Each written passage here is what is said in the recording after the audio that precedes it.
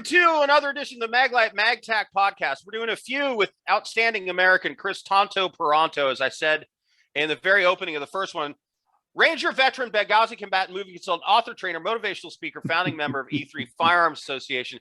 So we were talking about that weird moment in the movie 13 Hour Secret Soldiers of Benghazi when you hear a bang from behind you, and then a couple guys come stumbling out of the bushes behind you. One of them had kind of blown off a hand, it looked like. Yeah. And you're like, really? You blow yourself up trying to frag us? I didn't hear the first explosion. It was an actual RPG that went off. Somebody was shooting a rocket propelled grenade at us. And when those go, there's an explosion when it takes off because that's what propels it. So it goes boom, and you hear a little explosion. And then you're lucky to hear the explosion the next time if it's close enough. Hopefully you hear it, you don't feel it, because you don't see RPGs. That's one thing in movies. You don't see a vapor trail. An RPG goes so fast. You're a boom, and then a boom when it hits. I didn't hear that first boom for some reason. So when I came up, they came out of that side, the side of this building. The guy's running like this. He has no hand. His hand's gone. So he's running by, and all I'm seeing is this profile, like a carnival game. You know, those carnival games. So my gun's up, and I'm looking at him. And then his buddy comes out from out of nowhere, and he's chasing him like this. So I'm seeing this view, and he's holding pieces of his buddy's hand. So as I come up, I go, I want to say, stop, you forgot your hand. That's what I'm thinking in my head. I'm like, hey, dude, stop. Your buddy's got your hand. Go back and get it. All I can say to him, I go, what happened? And I probably said, effing what happened? The guy goes, grenade. When he says grenade, I went, oh. I thought to myself, well, idiot, don't throw grenades in us. You won't blow your hand off. I thought he tried to cook a grenade off. And I remember I said, well, go rub some dirt on it. You'll be fine. I was thinking the old football coaches. Right. And because my dad growing up around football so long. And then I took a knee again, and that's when that other one hit. And this time I did hear the first boom.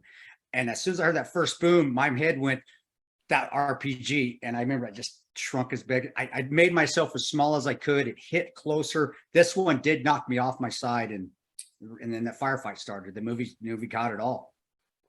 Another line I remember very clearly from the movie is you're on the roof, and you've already been through a couple of battles, and I'm sure you get this one all the time. Well, I figure if I'm doing the right thing, God's going to take care of me. Yeah. Where's that faith come from for you?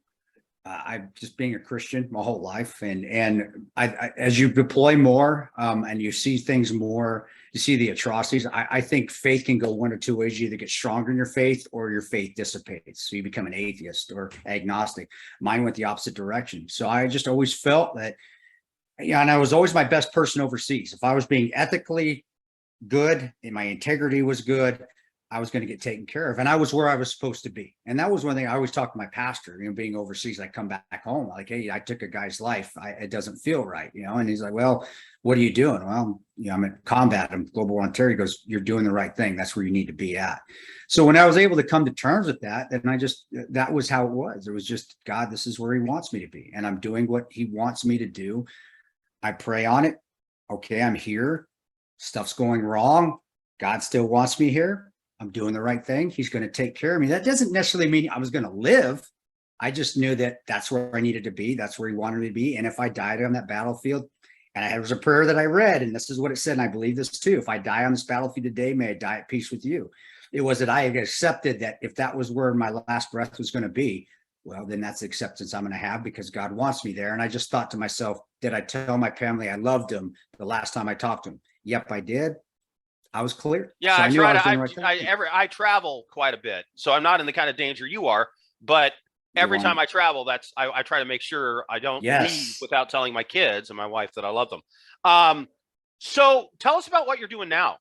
Well, we got E3 Firearms. Definitely, that thing's going great. Actually, I've been having a blast. I think the website, as we're on it, I'm interacting with people. It's the most I interact with anybody on any media site. I don't interact with people too much, just intimately on a social media site. I don't. I do post on Instagram and Facebook, but E3, the farm's website with the members, I'm interacting with them daily, and it's great. And it's just fantastic. You get a lot of just good questions that I think people won't want to, they want to ask on regular social media, but are just afraid to. And Yeah, they can it's direct a message safe me. place. It's a It safe is. place to talk about firearms and tactical, because I say stuff on Facebook and you get attacked. Oh yeah. by people. Oh, All right. yeah. So we're gonna hold this here, and very specifically when we do the next podcast, you've had a chance to interact with a bunch of new Maglite yeah. product. So Oh, I'm yeah. gonna ask you about that. KrisParonto here on the MagTech Podcast.